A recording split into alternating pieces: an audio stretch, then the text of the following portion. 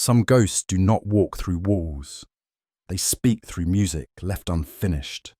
It begins with a violin abandoned in a locked vestry, one that should have been buried with a man long dead. As Holmes untangles a deception composed in silence, we enter a world where grief is orchestrated and memory can be murdered by the gentlest hand. Where are you tuning in from, and what time is it? Let me know in the comments. The strings are drawn, the silence waits. Let us strike the first note of the mystery. It was upon a dismal November evening, when the fog pressed heavily against the window panes of our Baker Street lodgings and the fire smouldered low in the grate, that I found Mr. Sherlock Holmes in one of his darker moods.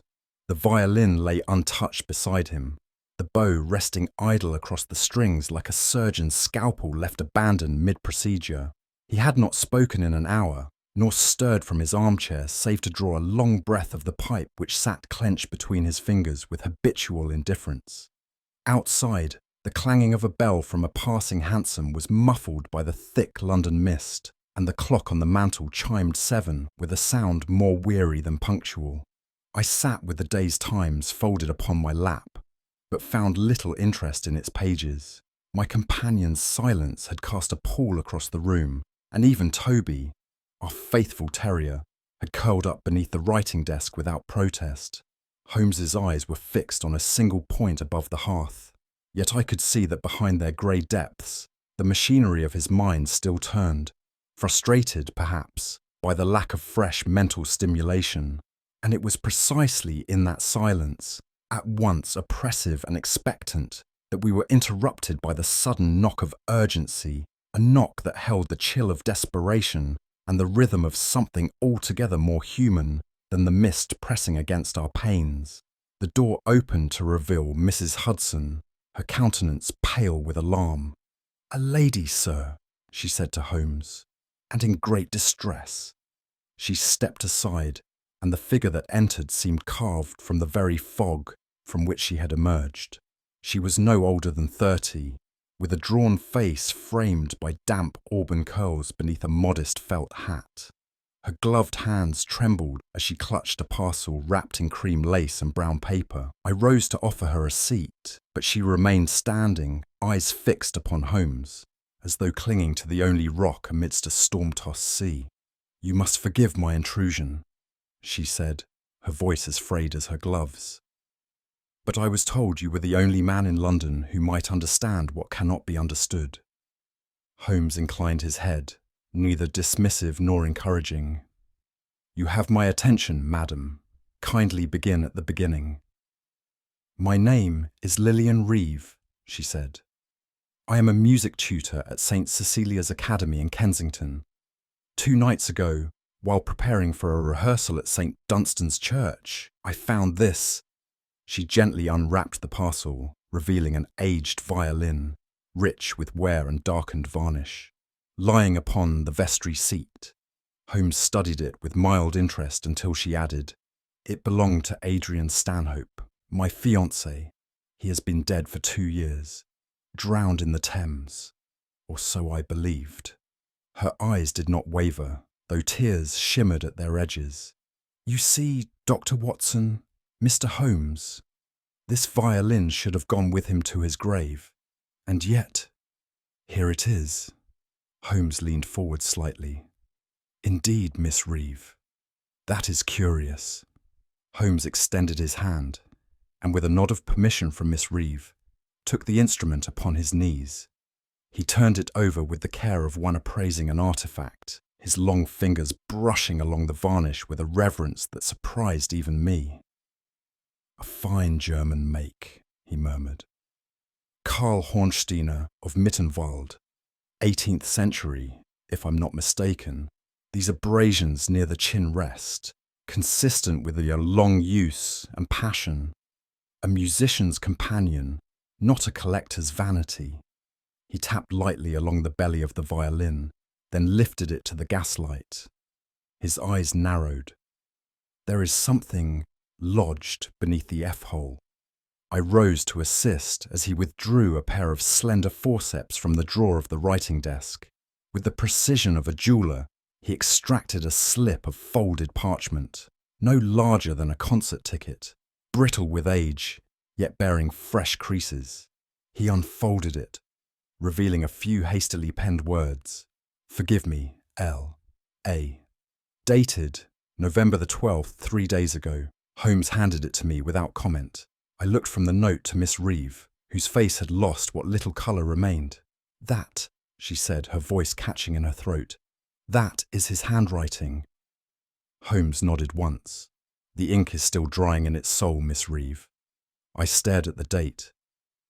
"But if he died 2 years ago, then either the dead write with remarkable punctuality," Holmes said quietly, "or the living have begun to play a cruel and intricate game."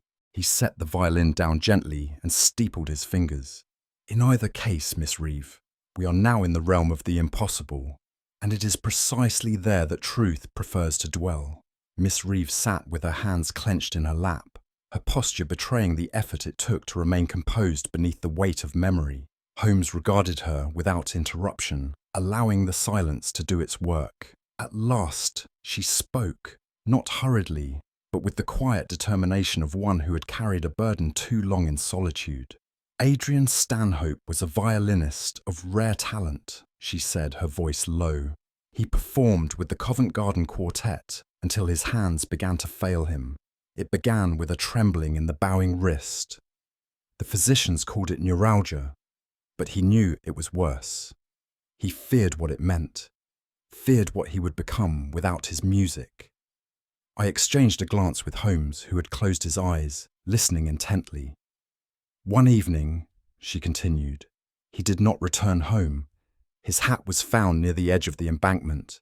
No body was recovered, but there was little doubt in the minds of the constables. It was ruled a suicide. He left no letter, no explanation, only silence." "And yet," Holmes murmured, "you doubted." She nodded. "I could never reconcile it. It was not like Adrian to vanish without a word. And now this," she gestured to the violin, "this is either a miracle or a cruelty." Her gaze fell to the floor. "If it is a hoax, I beg you, Mr. Holmes, find the author and end it. But if Adrian still walks this city, if he is alive, I must know." Holmes opened his eyes. "It is not the name that troubles me, Miss Reeve. It is the timing. The hand that dated that note was either his or someone who knows too well the weight it would carry." For a moment, the room was still. The violin rested upon Holmes's lap as though awaiting judgment, its lacquered body dulled by time, but not neglect. He turned it once more in his hands, inspecting the scroll, the pegs, and the fine-tuners with the air of a man studying a suspect's expression rather than an object. "The bridge is newer than the body," he remarked at length. "A subtle replacement, too subtle for a layman to observe, yet the craftsman's thumbprint is absent where it ought to be. Curious."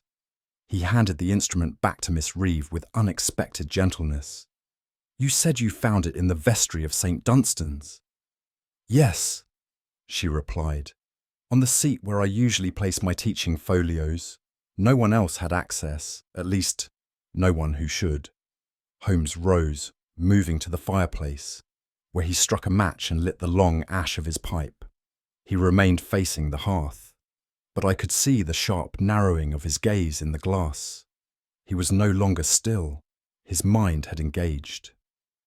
"It is not uncommon," he said, "for a murderer to keep a memento of his crime. It is rarer, however, for such a token to return to the hands of the innocent, unless intended to do so." Miss Reeve's hands twitched against the violin case. "You think someone wanted me to find it?" "I think," Holmes replied, turning back to us, "that someone has decided the time for silence has ended, and that we are meant to hear something. Whether confession or deception remains to be seen." He stepped toward the mantelpiece and tapped his pipe against the edge. "Watson, collect your coat. Miss Reeve, I shall require the name of every man who ever laid claim to that violin. The dead do not write unless summoned, and I intend to discover who has summoned this one. It was upon the following morning, grey with low mist and the distant clang of church bells, that Holmes and I found ourselves at the south portico of St Dunstan's, a modest Gothic church nestled between narrow lanes off Holborn. Miss Reeve had arranged for us to meet the verger, a tall, angular fellow with thinning hair and a habit of wringing his hands like a man perpetually apologising to the divine. "Mr. Crail, is it?" Holmes inquired as the man led us into the vestibule. "Yes, sir. Terribly strange business, this. Miss Reeve uses the vestry Thursday evenings. Has for over a year now. No trouble until this week." "You say you found the door locked?" Holmes asked as we passed beneath a stone arch flanked by time-worn angelic figures. "Aye, sir," the man nodded. "Friday morning. I'd come to tidy up after the rehearsal, but the vestry door, solid oak with a deadbolt, was bolted from the inside." Holmes stopped. "From the inside, Mr. Crail? And yet there was no one within?" "None, sir. I had to fetch the spare key from the sacristy. When I entered, the place was empty, but there sat the violin, right there on the bench." Holmes turned to me with a faint smile. "A ghost with a sense of ritual, Watson." Crail lowered his voice. "I don't like to speak of such things, but the sanctuary's been colder of late. Ever since the flood took the lower crypt, some say the place feels watched." "I dare say," Holmes said softly, "but it is not spectres I've come to hunt." He glanced toward the vestry door. "If you would be so good as to unlock it, Mr. Crail, I believe we have an audience with a very patient silence." The vestry was a modest chamber of stone and timber, its stained glass muted by the clouds outside. It bore the simple furnishings of ecclesiastical duty: a writing desk, a narrow cot, and a cedar wardrobe bowed slightly at the spine. But Holmes's eyes were drawn neither to the furniture nor to the book of hymns upon the desk. He stepped lightly across the floorboards, pausing now and again, with the poise of a man reading something written in invisible ink. "Do you observe, Watson," he said, "that the dust upon this shelf is unbroken, except here?" I leaned forward. A small arc of cleared wood interrupted the grey powder, narrow as a candle's stem. "And again," he continued, "beneath this window-sill, someone rested their hand here for quite some time, judging by the weight and pressure." He motioned toward a worn spot upon the sill, directly before a narrow lancet window facing the inner courtyard. "But what would one be watching from this vantage?" I asked. Holmes said nothing, but stepped back from the wall, crouching low. With a swift motion, he drew a handkerchief from his coat and lifted something nearly imperceptible from the floor. "A footprint," he said. "Heel turned slightly outward, tread deep at the ball. A man of above average height, I'd wager, who stood here for no brief period. The depth tells us more." He handed the kerchief to me, and I beheld a faint trace of soot, mixed with what I could only identify as crushed wax. Someone was here, Watson, not in haste, not in fear, but with intent. They waited, observed, perhaps even contemplated.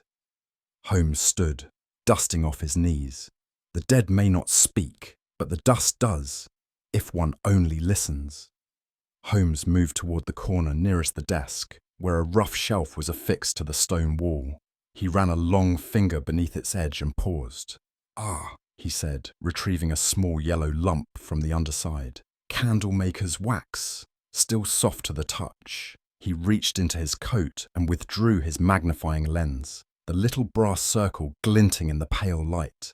"Note the irregular drips along the stone behind the shelf, no larger than a fingernail, crude in shape, not from factory candles, but hand-poured, perhaps even hastily made." "You believe someone brought a candle here?" I asked.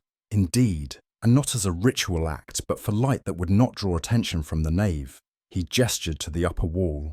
"The vestry window faces away from the street. With the door bolted, one might remain here unseen for hours, watching, waiting, perhaps even composing a message. A message like the note Miss Reeve found." "Possibly," Holmes replied, "or simply the act of placing it where she would discover it, with the precise weight of emotional timing. Whoever brought the violin here was not careless. They chose this sanctuary deliberately. The quiet, the isolation, it allowed for control. Holmes tapped the shelf once with his knuckles. A man who watches in silence by candlelight, thinking through every gesture. This is no prankster.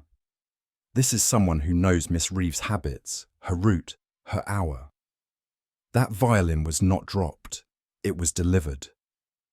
And the one who delivered it? I asked. Holmes turned to the door, his voice low. Is either desperate to be found or desperate to remain unseen. As we emerged from the vestry, Holmes requested that Miss Reeve produce the violin once more. She complied with care, her gloved hands lifting the aged instrument from its soft case as though offering up a memory too sacred to speak aloud. Holmes took it with a nod and turned to a slanted shaft of grey light that spilled from a clerestory window above. He examined the bridge first, his brow furrowing slightly. This is not Adrian Stanhope's original setup, he said at last. Miss Reeve looked startled. How can you tell? Holmes's finger traced the curve of the bridge. Stanhope, by all accounts, was a perfectionist. He favoured a modified Belgian bridge, sharper in the waist and set slightly off-centre to compensate for the damage to his third finger. But this bridge is standard and newly carved at that. He then drew a small tuning fork from his pocket and struck it gently against the violin's side, listening with closed eyes. The resonance is inconsistent along the lower bout, he noted. Either the sound post has been reset improperly or the body was altered. Either way, this instrument was recently adjusted, perhaps by someone unfamiliar with Stanhope's preferences. Miss Reeve's voice was barely above a whisper. Then it isn't his. Holmes smiled faintly. Oh, it is his. The wear, the varnish, the grain of the back plate, all original. But it has been changed, deliberately and subtly, not enough to fool a luthier, but enough to deceive a grieving woman. His words were not unkind, but they struck deeply nonetheless. Miss Reeve lowered her gaze. There are two questions then, Holmes said, handing back the violin. Who made these changes, and why risk detection unless one meant for it to be found? As Holmes concluded his examination, a light footfall echoed down the nave, and a tall, gaunt figure emerged from the apse. He was clad in a cassock of faded black, and his sunken eyes regarded us with a mixture of uncertainty and quiet dread. Father Elric, Miss Reeve said gently, rising to greet him. The clergyman offered a thin smile and a short nod. Miss Reeve, you bring company today. Holmes stepped forward. Mr. Sherlock Holmes, I believe you are the rector here. Indeed, Elric replied, though these days the title feels more ornamental than spiritual. Holmes made no response to this remark, but observed the man keenly. The priest's hands, though folded respectfully, bore a tremor that betrayed more than age. I understand you found the vestry door bolted from within, Holmes said casually. Father Elric's gaze shifted. Yes, most unusual. But the church is old, Mr. Holmes. Locks swell, wood warps. Doors behave strangely in such buildings. Undoubtedly, Holmes said smoothly. And yet, have you known them to leave behind violins with fresh inscriptions? The question landed with weight. The priest blinked. I cannot say I have. Holmes studied him. You seem ill at ease, Father. The priest exhaled through his nose. Miss Reeve is dear to this parish. She has brought life into a sanctuary long dimmed by dust and disuse, and yet now she is disturbed, haunted by something that should not be. Haunted? I asked, noting the emphasis. There are corners of this place, he said slowly, where silence does not feel holy. Holmes's eyes narrowed. And what does it feel like, Father? The priest did not answer, but his hands trembled just slightly more when Miss Reeve turned to him and without guile said, I thought of Adrian when I played last week. Do you think it's him, Father? And I could have sworn the man flinched. We lingered a while longer in the nave. As Father Elric excused himself under the pretext of tending to the sacristy, His retreat was hasty, though cloaked in the solemnity of clerical duty. Holmes remained silent, his gaze turned upward toward the high windows where dim winter light filtered through cracked panes of coloured glass. "I have seen men burdened by conscience, Watson," he said at length, "but rarely have I seen one who has learned to wear guilt as vestment. You believe he knows more than he admits. I believe he fears more than he confesses, and fear, as you know, is a currency not spent easily." We walked the perimeter of the sanctuary, the sound of our steps softened by the worn stone beneath. I could not escape a growing sensation, not of being watched, but of being remembered, of walking a place that had stored too many secrets in its walls. The altar bore the wear of age, but the cloth was fresh. Miss Reeve's hymn books lay stacked neatly nearby, their corners lovingly aligned. Yet in the stillness, I imagined another presence, one that lingered behind the curtain of memory, neither fully present nor entirely gone. Holmes paused before the pulpit and ran his hand along the rail. "There are places," he said, "where grief echoes louder than the voice of God.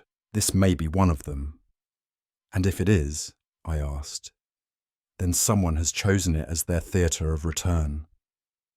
He turned then, looking not at me, but at the nave itself. "We are no longer merely in pursuit of a missing man, Watson. We are tracing the shadow of a vanished identity, one that may never have died at all." And in that moment, I felt, though I could not explain why, that the church itself had just taken a breath. It was 2 days after our visit to St. Dunstan's that Miss Reeve received us at her modest Bloomsbury flat, where the morning light filtered through sheer curtains and danced faintly upon the polished wood of a metronome, ticking idly upon the mantel.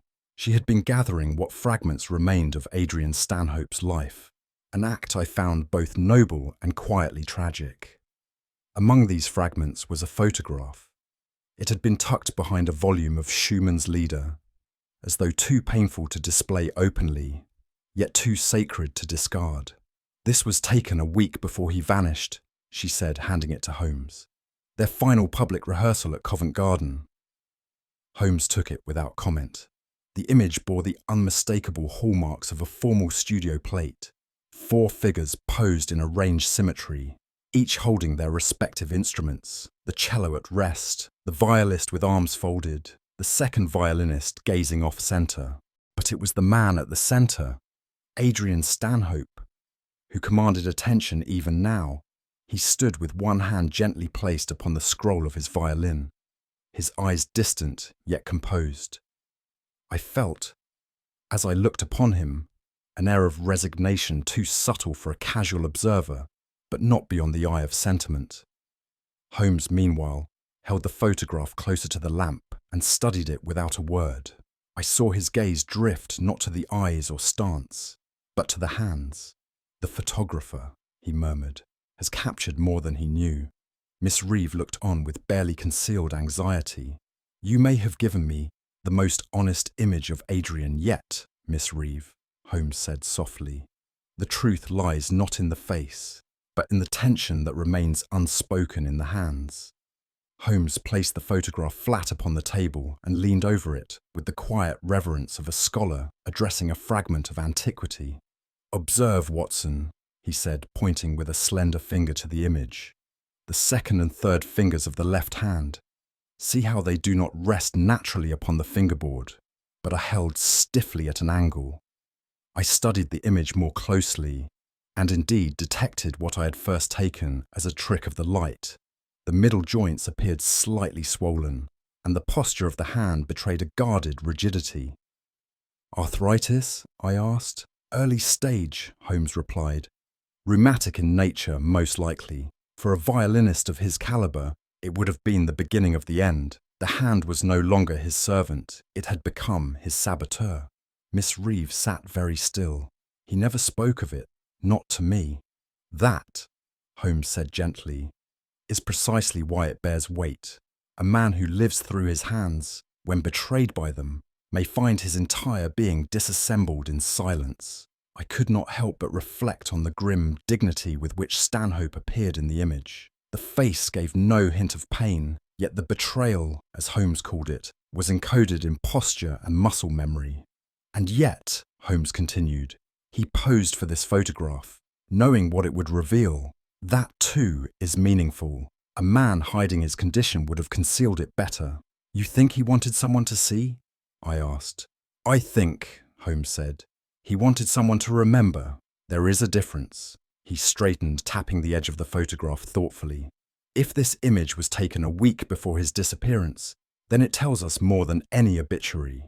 It tells us that Adrian Stanhope knew something was ending, and perhaps sought to shape the nature of that end. As we returned to Baker Street that evening, I found myself steeped in contemplation. The photograph of Adrian Stanhope lingered in my mind, not merely for what it revealed, but for the aching silence that clung to it.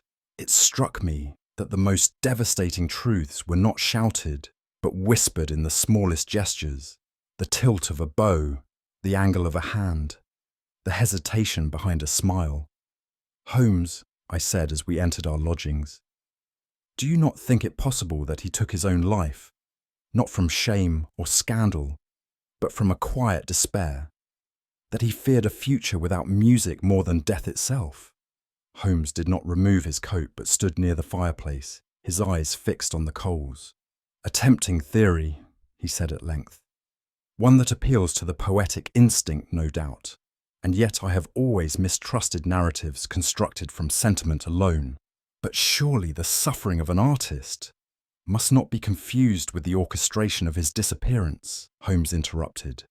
If Stanhope had indeed wished to vanish from the world, he would not have left behind an instrument, a note, and a trail faint enough to stir the living. I sat, somewhat chastened but not unconvinced. Holmes's detachment could at times be as chilling as it was effective. What then do you believe? Holmes turned at last, his gaze sharp. I believe someone is manipulating a memory and using the sorrow of others as their instrument. He lifted the photograph once more, holding it at arm's length. And the man who once played this violin may yet speak again, not through melody, but through misdirection. Holmes, never one to allow sentiment to cloud momentum, wasted no time in arranging a meeting with the 3 surviving members of the Covent Garden Quartet. Through a combination of telegraph and persuasion, he secured an audience at the apartment of Maestro Stefan Kolchak, the group's cellist, a man of proud Eastern European extraction, whose long fingers drummed with restless energy upon his instrument's case, even when not performing. Miss Reeve declined to accompany us, citing weariness, though I suspected she also feared the reopening of wounds not yet scarred. Thus it was that Holmes and I found ourselves seated before the trio, Kolchak, the violist Miss Bellamy, and Mr. Alton Grove, the second violinist whose name Holmes had already spoken with faint suspicion. The conversation began with polite reminiscences, but Holmes soon steered it to firmer ground. "You were close with Mr. Stanhope?" he asked. "Close," Kolchak grunted. "He was intense, precise. Not a man one embraced easily, but a genius one followed." Miss Bellamy nodded slowly. He stopped smiling when the pain began. Holmes's brow lifted. "You observed signs of ailment?" "His fingering grew erratic," Grove interjected. "It was no secret. He was fading. When he vanished, it made sense." "Made sense to whom?" Holmes asked gently. Grove hesitated, then replied, "To those who knew him." Holmes studied the man. He was younger than the others by a decade, with a face more suited to the theatre than the concert hall. Eager, sharp, and perhaps too aware of its own angles. "And the violin?" Holmes asked at last. "None of you thought it odd that it has returned?" Kolchak looked away. Miss Bellamy remained silent, and Grove alone spoke. "I thought it lost until I found it again in a pawn shop." Holmes did not reply, but his gaze sharpened with interest. "You purchased it yourself?" Holmes inquired. Grove nodded.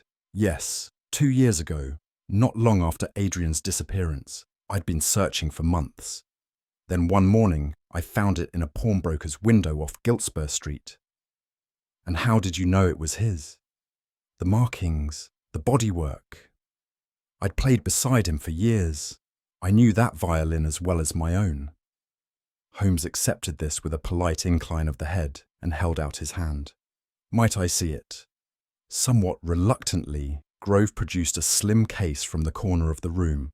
Within it lay the instrument, visually near identical to the one Miss Reeve had brought to Baker Street. Holmes cradled it in his hands like an archivist unsealing a manuscript. The varnish is darker, Holmes remarked, but that could be lighting. Still. He turned the instrument over and peered into the F-hole with his lens. Fascinating. What is it? I asked. The linings have been replaced, modern spruce, and the scroll bears minute file marks as though reshaped by an amateur.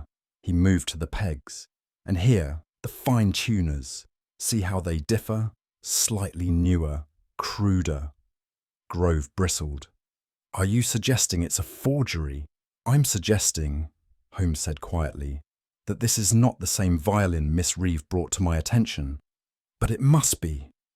Must, Mr. Grove, or should. There was a pause, the kind that collects pressure in silence. You found a violin, Holmes continued, but perhaps not his. Or perhaps it was his, and someone has since altered it. Either way, the story does not align. Grove looked visibly unsettled. Holmes returned the instrument. Thank you, Mr. Grove. You have been most helpful. And though he smiled, I saw in his eyes the gleam that signalled discovery, not yet voiced, but firmly in his grasp. As we stepped once more into the London streets, the air sharp with evening chill, Holmes walked in silence for nearly a block. I knew better than to interrupt when he entered that peculiar state of deductive gestation, wherein fragments began to converge into structure beneath the surface of his thought. At last he spoke. There are two violins, Watson, or rather, one identity and two embodiments. You mean both instruments are Adrian Stanhope's? One was, Holmes replied. The other is a careful impostor, rebuilt to mimic the original, but flawed in its ambition. The trouble with forgeries is that they so often imitate surface and forget essence. But to what end? I asked. To construct a narrative, a ghost story if you like, and one that plays not for the public, but for a single audience. Miss Reeve? Precisely. He halted beneath a gas lamp and lit his pipe with a brief flick of the match. Consider the facts. A violin appears in a locked vestry, an instrument known to belong to a man presumed dead. It bears a note in his hand, dated but days prior. Then another violin surfaces, claimed by a colleague whose motives are unclear and whose story contains blemishes. He looked at me sidelong. The real question is not which violin belonged to Adrian Stanhope, but who possessed the knowledge and the nerve to use it as a message.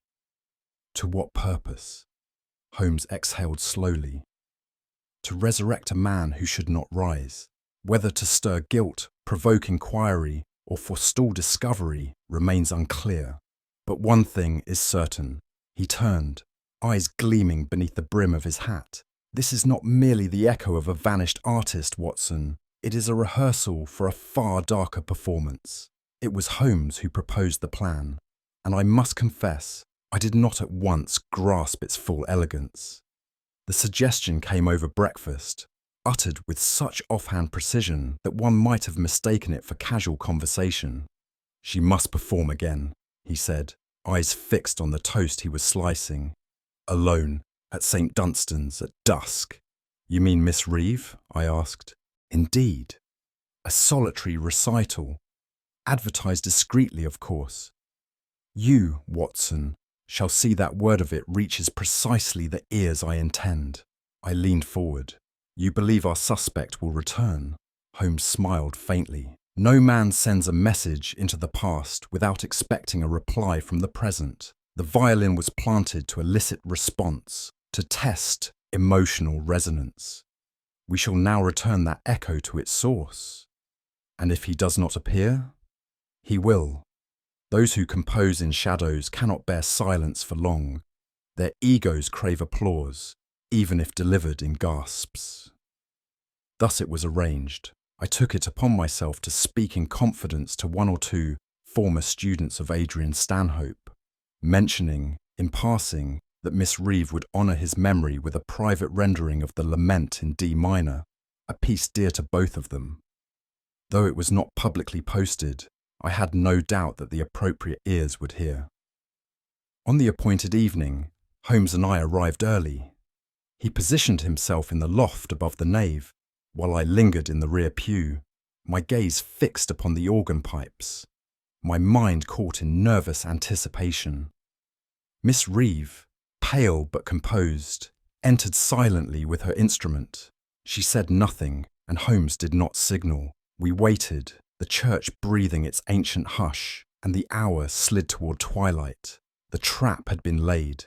It now remained to see whether the ghost would rise to greet its own music. From his perch in the loft, Holmes had a full view of the nave, the vestry entrance, and the movements of all who dared disturb the sanctuary's solemnity. I sat in the gloom beneath the transept arch, eyes half on Miss Reeve and half on the shadows at the rear of the church.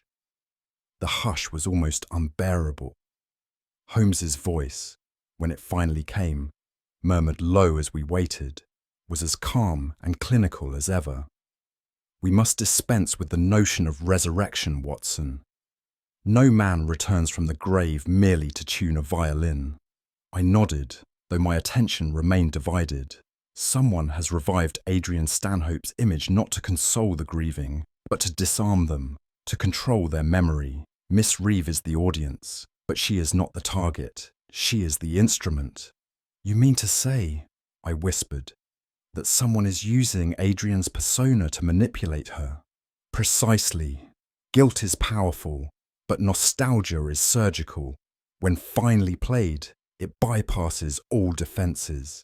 I glanced toward the pulpit, where Miss Reeve had taken her place. Her bow hovered above the strings as though in prayer. I do not believe our adversary anticipated scrutiny, Holmes continued. He, if it is indeed a he, intended for this to remain personal, emotional, beyond logic. But he miscalculated. In what sense?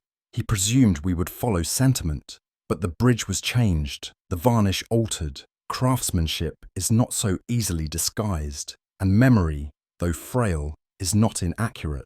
Miss Reeve knew something was wrong the moment her hands touched the wood. A pause, as Miss Reeve began the first plaintive notes of the lament. The guilty often return, Holmes said, not to confess, but to admire the power of their deception. Watch for the movement at the edges. The man we seek is not bold, he is vain. That makes him predictable. I turned my head sharply. A faint creak echoed from the side aisle. Holmes's hand tightened on the banister above. The performance, he said quietly, has begun. The music unfurled like smoke, slow, mournful, deliberate. Each note lingered in the air, as if reluctant to leave, as though echoing some hidden grief bound to the stone itself. Miss Reeve played with a kind of haunted tenderness I had never before witnessed. It was not performance, but exorcism, and then a movement, barely perceptible, a shift in the darkness near the vestry entrance. Holmes's hand shot up in signal from the loft, but I had already turned, my eyes narrowing on the archway where shadow thickened unnaturally. A figure emerged, not boldly, but with the hesitance of one uncertain whether they were walking into a memory or a reckoning. He was dressed plainly, an overcoat, gloves, a low-crowned hat. His gait bore the poise of a man used to stillness, yet now compelled by something he could no longer suppress. He moved toward the front pew, stopping short as the final strain of the lament descended into silence. Miss Reeve froze, bow suspended mid-air. The figure took one more step, and the candlelight caught his cheek. There was a gasp. Hers. Sharp and unguarded, Holmes descended the stair without haste, emerging into the nave with the composure of a conductor arriving at the final measure. "That will do, Mr. Grove," he said quietly. The man removed his hat. It was indeed Alton Grove, but not as I had seen him before. His face was made to resemble Adrian, the moustache trimmed, the eyes darkened, the skin powdered to a pallor unnatural even in that cold light. He began, but Holmes raised a hand. "Spare yourself the rehearsal. You've had your audience." Miss Reeve's knees buckled. I caught her just as she swayed. Her eyes did not leave Grove's face, not in recognition, but in disbelief, as though seeing for the first time the illusion into which she had been lured. Holmes turned to Grove. "You played your part well, but you forgot one thing." "What's that?" Grove said, his voice low. "No man returns from the dead wearing another's guilt." The church remained silent, but the sanctuary had been breached. The ghost had entered, not to haunt, but to confess. Holmes advanced upon Grove with no haste, only a quiet certitude that stilled even the breath of the air around us. "Remove the gloves," he said evenly. Grove hesitated. "There's no need." "There is," Holmes interrupted. "You rehearsed this well, the posture, the walk, even the cosmetic flourishes, but you forgot that a violinist's hands do not lie." With a glance toward me, Holmes stepped closer. "You see, Watson, the powder on the face, the darkened brows. Those are the trappings of deceit, but the hands are the truth. Adrian Stanhope had early onset arthritis. Subtle, but telling. The middle knuckles inflamed, the tendons taut, a condition he kept from Miss Reeve, but not from the fretboard." Holmes turned back to Grove. "You, on the other hand, have hands as supple as a bowstring. You are not the ghost of Adrian Stanhope. You are merely his echo, manufactured and staged." Slowly, Grove peeled off the gloves. His fingers were long, elegant, and untouched by the deformity Holmes described. There was a faint gasp from Miss Reeve. "I never meant to frighten her," Grove muttered. "It was only meant to keep the memory pure." Holmes raised an eyebrow. "Pure, Mr. Grove? You impersonated a dead man. You left a false relic in a sacred place. You allowed her to believe she was losing her mind." "I did it for him," Grove snapped. "He was unravelling.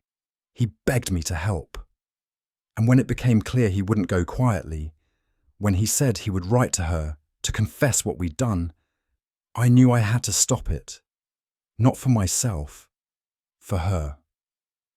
Holmes's voice, when it came, was cold. "You did not silence a confession. You preserved a lie, and you used the weight of grief as your instrument." Grove sagged under the judgment. Miss Reeve looked upon him not with hatred, but with the hollow incomprehension of one whose world has been unspooled by the gentlest of hands. Holmes gestured to me. "Watson, if you would see to Miss Reeve, Mr. Grove and I have one more note to examine, one written not in ink, but in intent."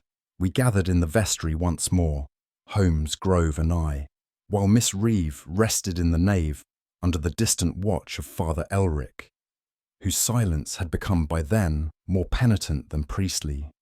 Holmes drew the original violin from its case, the one Miss Reeve had brought to Baker Street, and placed it between us. "You claim Adrian asked for your help?" Holmes began. Grove nodded. "Yes, he told me he was finished. Not just with music, with everything. The pain had become intolerable. His fingers no longer obeyed him. He said he'd rather vanish with dignity than rot in public." "So you staged his death?" "We planned it carefully," Grove replied. "He left his hat and overcoat on the embankment. I saw to it that they were found. Meanwhile, he disappeared into a flat I arranged in Brixton. No one would think to look for a violinist among coal haulers and publicans." Holmes tapped the violin once with his knuckles. "And yet," he said, "he resurfaced. Not in public, but in your conscience." Grove's jaw tightened. He couldn't bear it. He wrote to her, not once, but several times. I intercepted what I could, but then he left that note, the one in the violin, before I could stop him. "You found it?" Holmes asked. "I did, after he left the instrument in the vestry." "And what then?" Grove stared at the floor. He told me he was going to come forward, that he would confess everything to Lillian, that he wanted to live. I tried to dissuade him. I begged him to wait. He refused. There was a long silence. So you killed him? Grove's voice broke. It wasn't meant to be like that. There was a struggle. He fell. I panicked. And then I realized it would be easier for her if he remained a ghost, if she never knew what he had become. Holmes stood. No, Mr. Grove. You didn't preserve her memory. You manipulated it. You killed not to protect her, but to protect the lie you had helped him build. He turned to me. And now we have only one piece left to place. Holmes requested the note, the one found inside the violin, and Grove, defeated now, produced it from his coat pocket. I recognized it at once. The parchment was aged, but the ink had not yet lost its bite. Holmes took it, unfolded it with care, and held it beneath the lamp. He wrote this 2 days before you killed him, Holmes said. And you, rather than destroy it, placed it back inside the violin. I didn't mean to, Grove replied. I found it there after the struggle. I think he meant for her to find it, maybe even as a final act of defiance. I should have burned it. Holmes shook his head. But you didn't, because part of you wanted to be caught. Grove said nothing. Holmes passed the note to me. The words were simple. Forgive me, L. And beneath it, the date, November 12th. A man facing death does not write a flourish, Holmes said. He writes plainly and truthfully. He turned to Grove one last time. You built a fiction around a man collapsing under reality, but you could not control him, not completely. This note was not yours. It was his, and it is the only honest thing that remained. Holmes stepped back, folding the paper once more. I shall see that Miss Reeve receives it. Whether she forgives him or you is no longer our concern. As Grove was led away, his steps no longer theatrical but shuffling, emptied, I looked once more at the violin. The instrument had spoken, not in concert halls, but in silence. And in that silence, Holmes had found its final note. Later that evening, seated once more in our familiar rooms at Baker Street, I had the rare experience of witnessing Holmes not in pursuit, but in repose, a state not of idleness, but of conclusion. He stood at the window, pipe in hand, his gaze distant yet sharpened with the satisfaction that attends a well-played game brought to its logical end. At last, he spoke. You will recall, Watson, that I began with the bridge. I looked up from my notes. The violin, he clarified. The bridge was too new, the varnish beneath it untouched.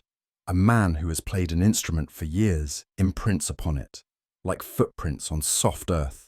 This bridge bore no such intimacy. He turned to face me. That alone was not proof, but it was a beginning. From there came the wax. The candle remnants, I said. Precisely.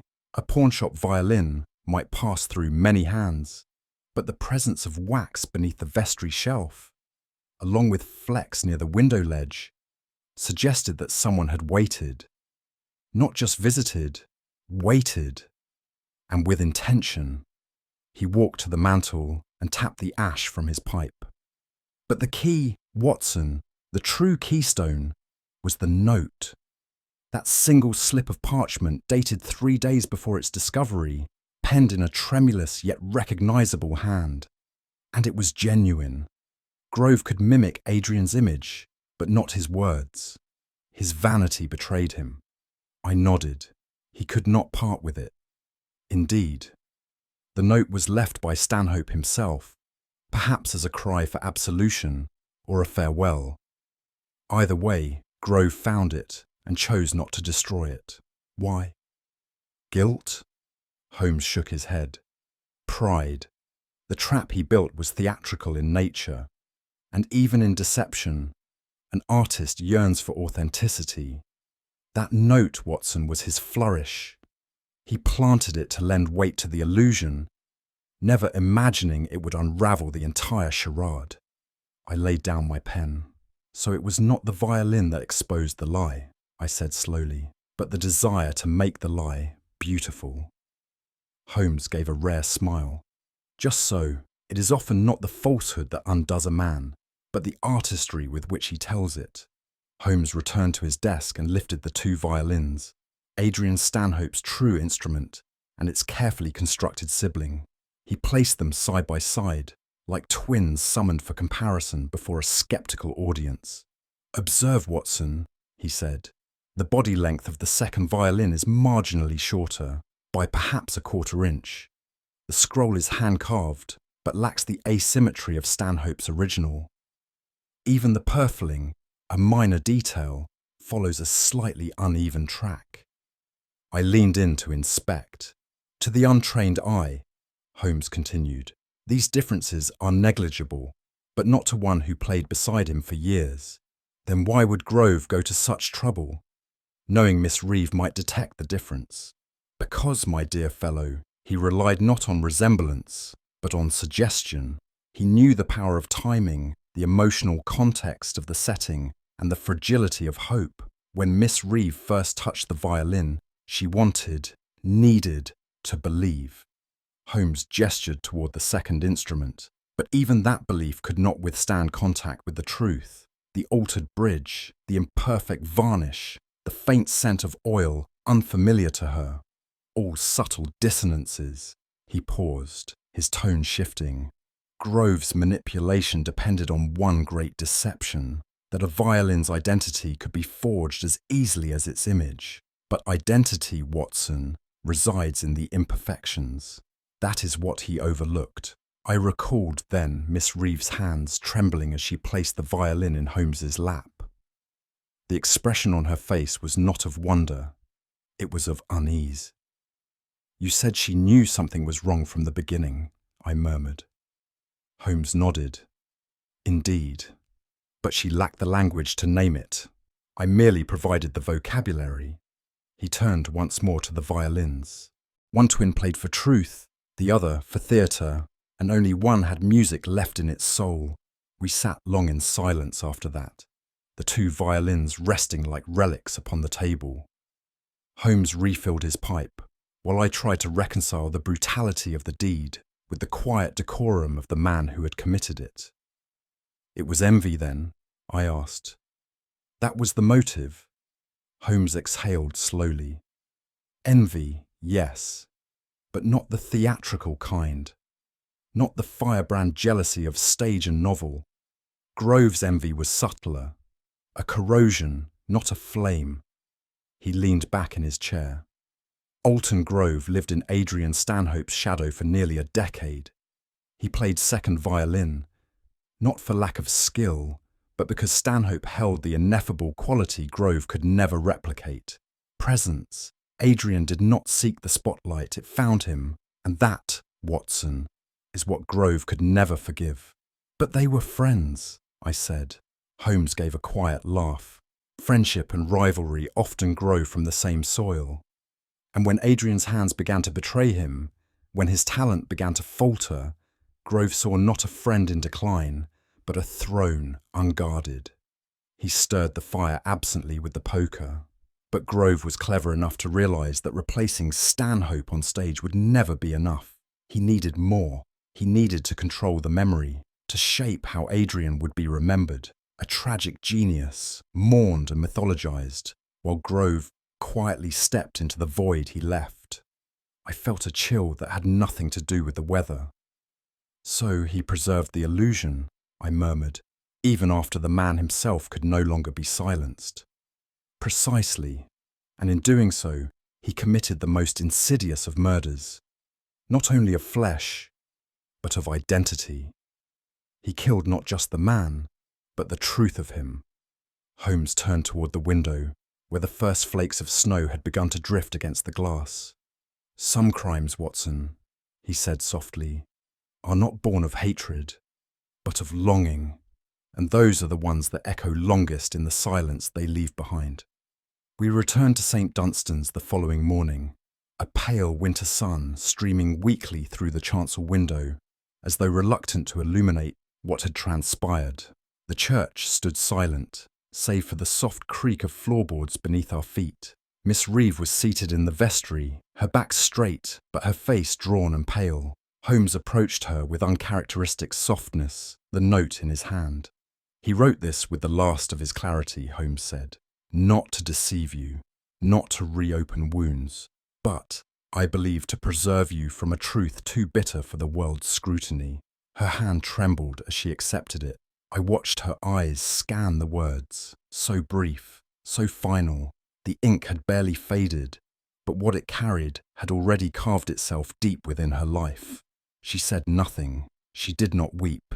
Instead, she folded the note gently and placed it inside the velvet lining of her violin case, beside the instrument she had once believed was all that remained of Adrian Stanhope. Then, without a sound, she collapsed. It was not a dramatic faint, but rather as though something vital had quietly ceased within her. I caught her before she struck the floor, and together, Holmes and I lifted her onto the small divan beneath the vestry window. Holmes stood beside her for a moment, his hand resting lightly on the back of the settee. There are losses, he said, that unmake even the strongest frames. When she came to, gently, wordlessly, Holmes offered her neither apology nor explanation. Instead, he offered presence. And in that silent gesture, I saw a side of my friend rarely glimpsed. Not sympathy, which he distrusted, but understanding. Sharpened not by emotion, but by the precise empathy of a man who knew how deeply the mind could bleed when forced to carry memory alone. We left her in the care of Father Elric, who, whatever failings he may have carried, now ministered with a kind of redemptive humility.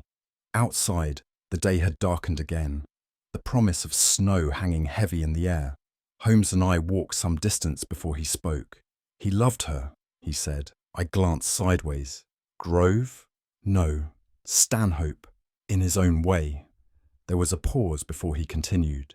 He knew his hands would betray him, and he knew that in losing his art, he would also lose himself. But rather than let her witness that slow erosion, he constructed his own disappearance. A death of choice rather than decay. Yet in the end, I said, he changed his mind. Yes, Holmes replied. The heart rebels, even against its own logic. He sought to return, to reclaim her understanding of him, not as a ghost, but as a flawed man. And Grove stopped him. Holmes nodded, because Grove understood what Stanhope had only begun to realise, that memory is not clay to be reshaped, but glass, fragile, refractive, and sharp when broken.